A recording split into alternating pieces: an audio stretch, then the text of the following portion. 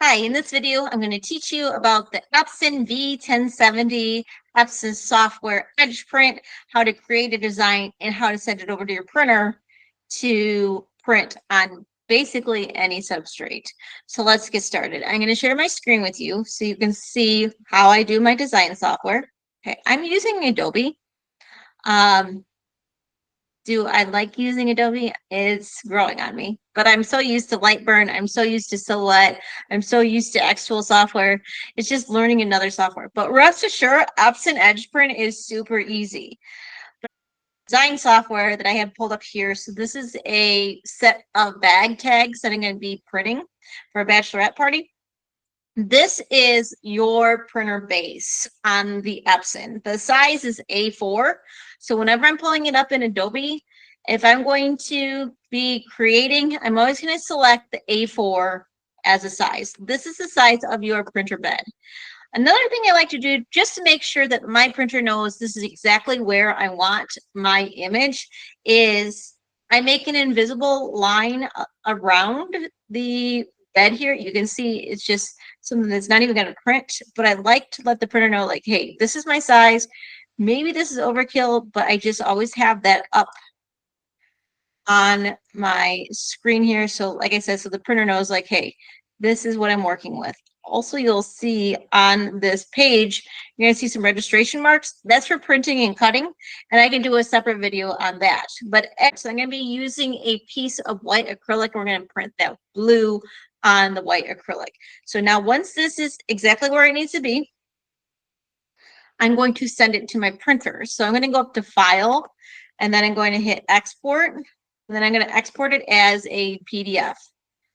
Okay, so export, and I always like to select, yeah, it's right there, I know that. Okay, so I always like to select it as the best print, high quality print, and we're going to export. Now we're going to go into Epson Edge Print. Like I said, you're going to add your file. So this is my last toast file. You can see I've been doing a lot of printing.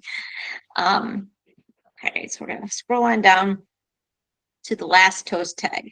And you'll notice that when you are bringing your designs over, it's always going to flip it over, and then it's going to be down in the right hand corner. So this is how it's going to print on the bed. So when you pull it off of the printer bed, your design is going to kind of look upside down, just like if it's coming off of an inkjet printer, how it comes out of the tray. It's the same exact thing. So when it's printing, it's going to print with in the bottom right hand corner. Okay, so you can see my invisible line is around here, and this is exactly where we're going to print. So I want to print this on white, so I don't necessarily need a white underlay. But let's say that we're going to print this on a piece of maple, that white underlayment, so that my design really pops. And sometimes here and there, I might put white on white just to raise it up a little bit, just to give it a little extra pop. Okay. We have to tell Epson Edge Print what we are doing and what we want that printer to do. I wanted to print white. I wanted to print a layer of color. I wanted to print a layer of matte varnish just to seal it. Okay, so I'm going to go over to my basic settings, and we're going to go into my layers. So I want 3 layers. So that's a triple layer. I'm going to do white. We're pretending we're putting on maple, and I want to do a layer of color, and I want to do a layer of varnish, but I want it to be matte. Okay, say I wanted 5 layers of white. You can always go into this custom setting and add your custom. Like, say I wanted 5 layers white. 1, 2, 3, 4, 5. You get the point. And you can actually change how many passes you want it to go. I don't want to do that. Okay, so let's get out of there. So I got my triple layers here, and you'll notice down on my tag, the first layer is telling me, like, hey, you haven't given me any instructions. So you got to make sure that you're telling Epson Edge Print what you want to do with that white. So we're going to go down to, scroll on down to the layer settings, and you're going to click on the image.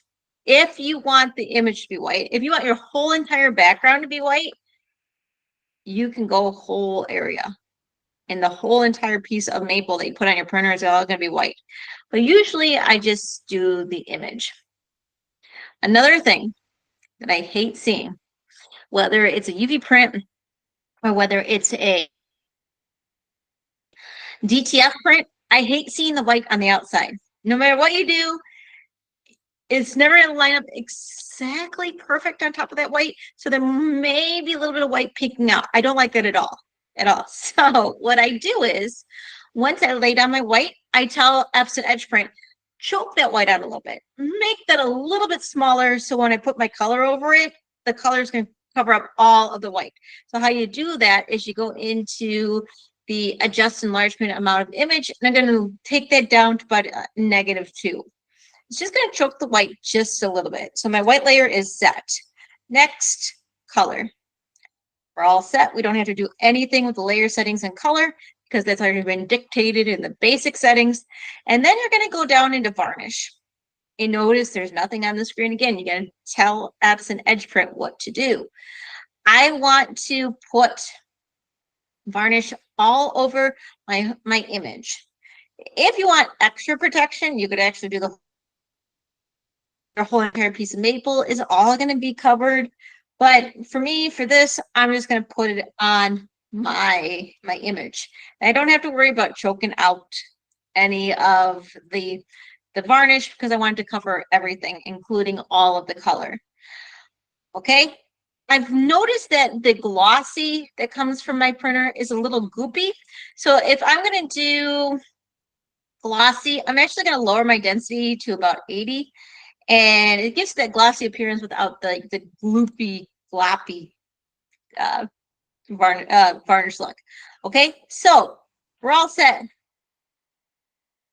Also, one of the things that took me forever to realize is that when you're going to send it to the printer, so if you're just working in these different layers here, if I click on this layer, you'll notice up at the top, the print is not highlighted.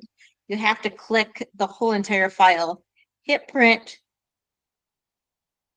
I'm going to listen for it in the other room. There's a little delay. It's going to beep. It just beeped. You hit start. You're good to go. When you're at your printer, you have two options. You can do automatic height or you can do manual height. Now that I know the heights of my products, I rarely do automatic.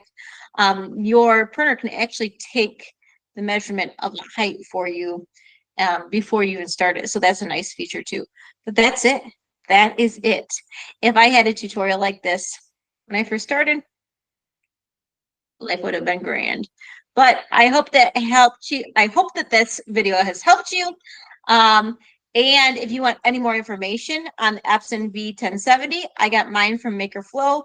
They have been an asset to me with customer service, with tech support, and all around. They're just a very great company that I believe in. So if you have any questions or you want to learn more about the Epson V1070, hit me up.